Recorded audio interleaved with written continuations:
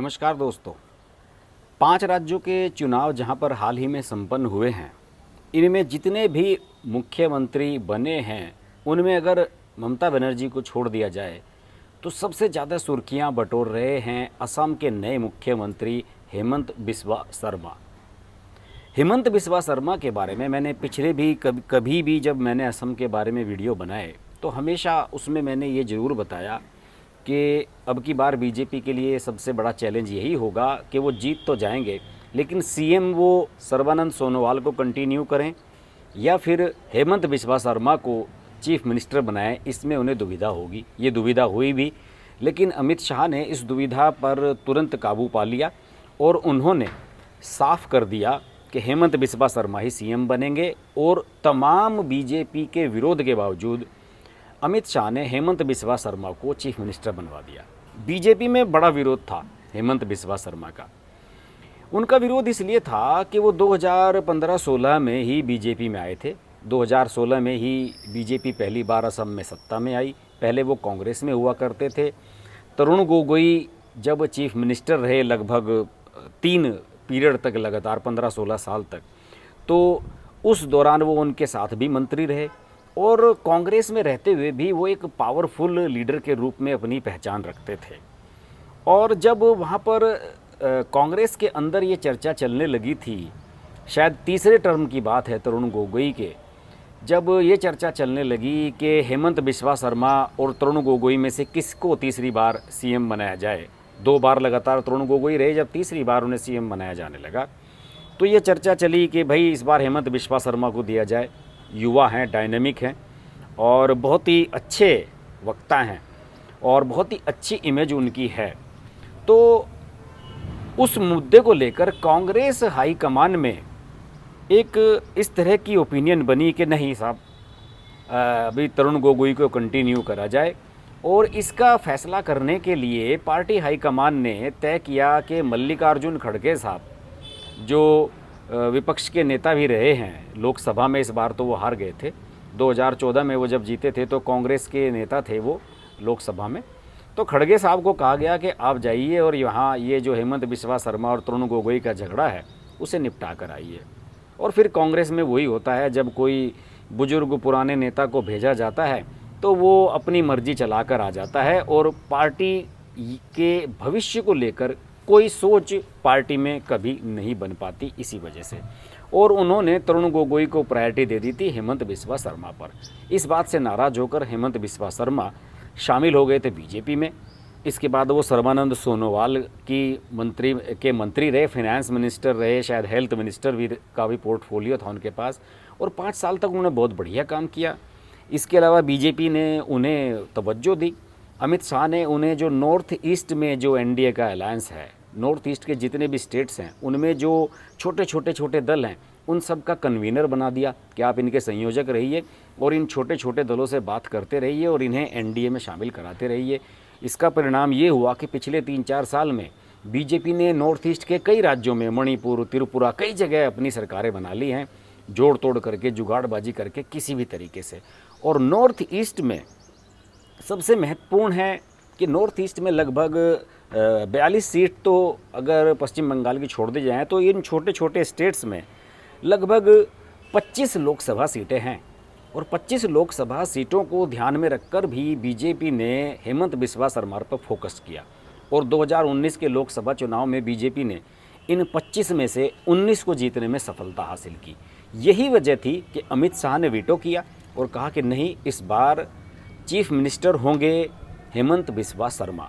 हालांकि सर्बानंद सोनोवाल का जो कार्यकाल था बहुत बढ़िया रहा, उन्होंने बढ़िया काम किया, ईमानदार रहे और असम के लोगों के बीच में लोकप्रिय थे, बहुत ही सौम्य स्वभाव के थे। सीनियर बीजेपी के पुराने कार्यकर्ता हैं, हेमंत बिस्वा शर्मा से उम्र में भी बड़े हैं। तो उन्होंने कोई ऐसा गलत काम तो किया नहीं जिसकी वजह से उन्हें हटाया जाता। लेकिन अमित शाह ने जो कमिटमेंट हेमंत बिस्वा शर्मा के साथ की थी उसको फुलफ़िल करने के लिए अमित शाह ने उन्हें इस बार चीफ मिनिस्टर बनवाया।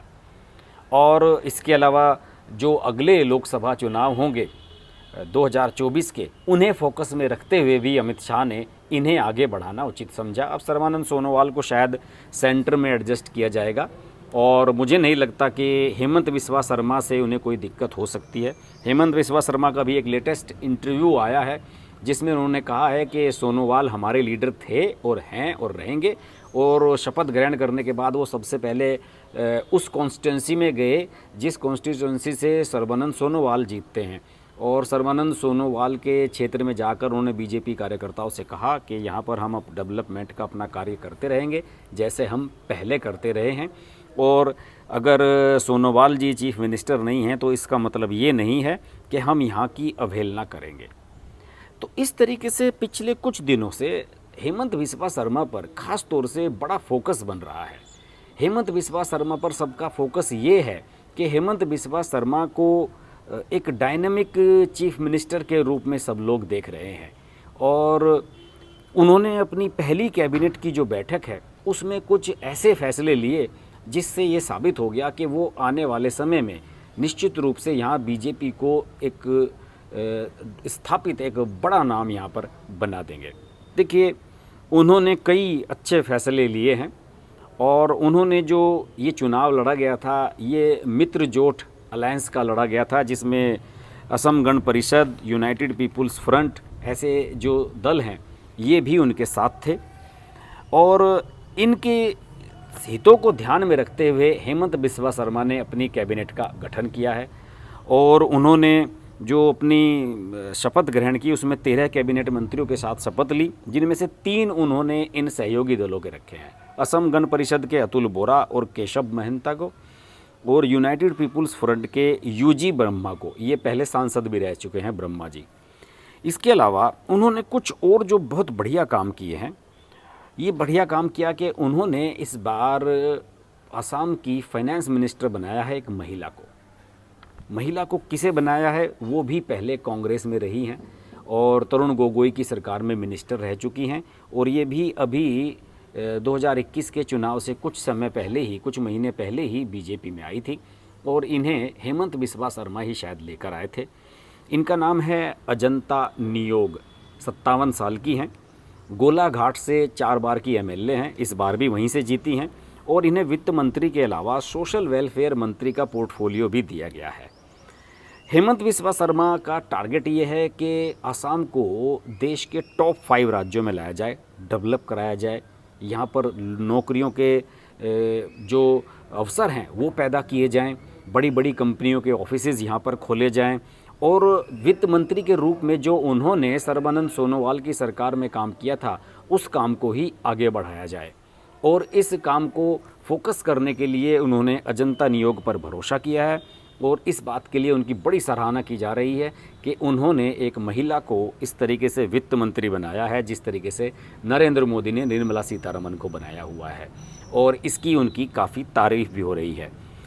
इसके अलावा कुछ और डिसीजन उन्होंने लिए हैं। हाँ, अजंता नियोग के बारे में एक बात और बता दूं कि इनके पति जो है नागेन नियोग, वो कांग्रेस के नेता हुआ करते थे, और उल्फा उग्रवादियों ने 1996 में 8 लोगों के साथ उनकी हत्या कर दी थी, और उसके बाद अजंता नियोग राजनीति में आई थी और 4 बार एमएलए भी रह चुकी हैं कांग्रेस की। वैसे महिलाओं को कोई खास रिप्रेजेंटेशन असम में इस बार नहीं है। 74 महिला प्रत्याशी चुनाव लड़ी थी, जिनमें से केवल 6 जीती हैं, 3 बीजेपी की हैं, 2 कांग्रेस की हैं और 1 असम गण परिषद की हैं। बहरहाल जो हेमंत बिस्वा शर्मा हैं उन्होंने कुछ डायनामिक डिसीजन लिए हैं। जैसे उन्होंने डिसीजन लिया कि हम पूर्ण लॉकडाउन नहीं लगाएंगे, उन्होंने जितने भी मंत्री बनाए हैं सभी को उन जिलों की जिम्मेदारी सौंप दी है जहाँ पे कोरोना के केसेस ज़्यादा आ रहे हैं कि आप जाइए और उन इलाकों में रहिए और वहाँ की व्यवस्थाओं को देखिए। ये एक अच्छा डिसीजन है।